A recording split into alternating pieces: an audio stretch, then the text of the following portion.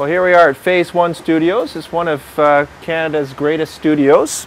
And we just have an amazing honor this year for our next project to be recording here. Kind of looks a bit like a warehouse. When you go in, you realize the quality of this place. Recording, mixing, and mastering. There are 4 studios in here. Studio A to D. There's one of the main ones there, main offices. Great artwork. See, Hilary Duff recorded a CD here. We have the Wall of Fame coming up around here. Did the 25th anniversary Thriller. Michael Jackson CD here. Rihanna.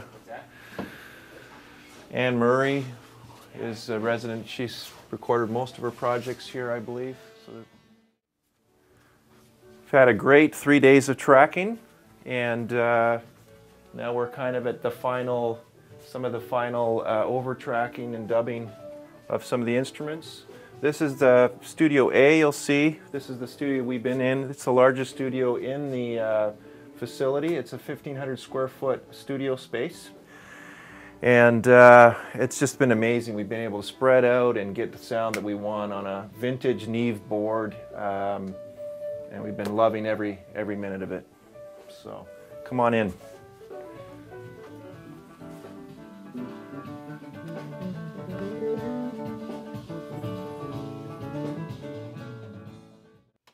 here we are, we got Richard Cleaver, engineering. Josh, Richard's son, has been here as well, assisting, and Jay has been the engineer assistant. He works here at Phase One. And yeah, do you want to say something about the board, Richard, just quickly? I know you're in the middle of something here. So we're tracking here at Phase One Studios. We have an awesome Neve console that we're using. If memory serves me correctly, and Jay can correct me, it's a 79 board. I think it was manufactured in 79, this Neve console. Somewhere in Two different consoles. Yeah, it's 2 different consoles put together, but I think it was circa 1979. So I was told by the studio manager that it was a vintage Neve console, which is a bit troubling because when I was a runner in a studio, it was a 1979 Neve that I was first learning on.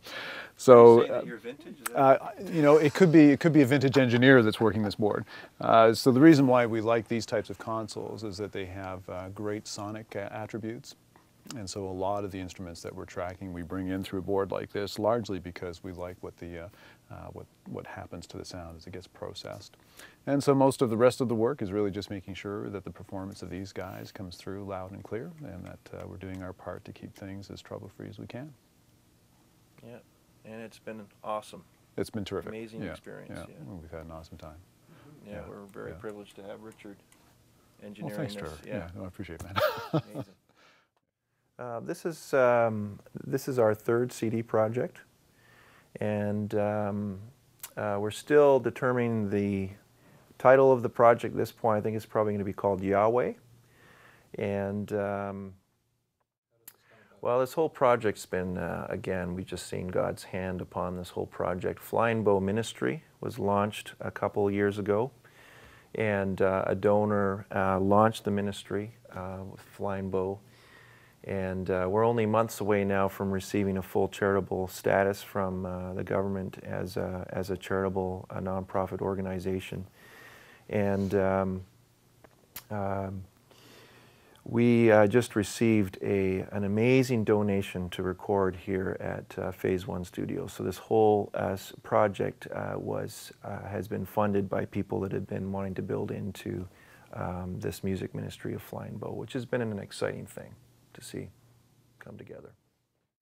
We are a 5-piece band, including myself. So we have a bass player, Will Jarvis, drummer, Steve Heathcote, who, by the way, just was Canada's Smooth Jazz Drummer of the Year, won that award this year, which is pretty cool.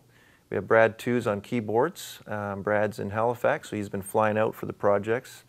And Corey Lacey on guitar, who's been playing with the who's who of Christian contemporary music for the last little while.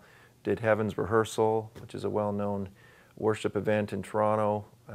Played with people like Brian Dirksen, and then myself on violin. So it's a great band. They're amazing musicians. Well, I think God's inspired this. The way it all came together was I was really feeling that we needed to work on some new material. So a lot of the material that we're using is the classic hymns and some modern day choruses and modern day worship songs that I feel will last the test of time. So we're trying to create an album that's timeless in its quality.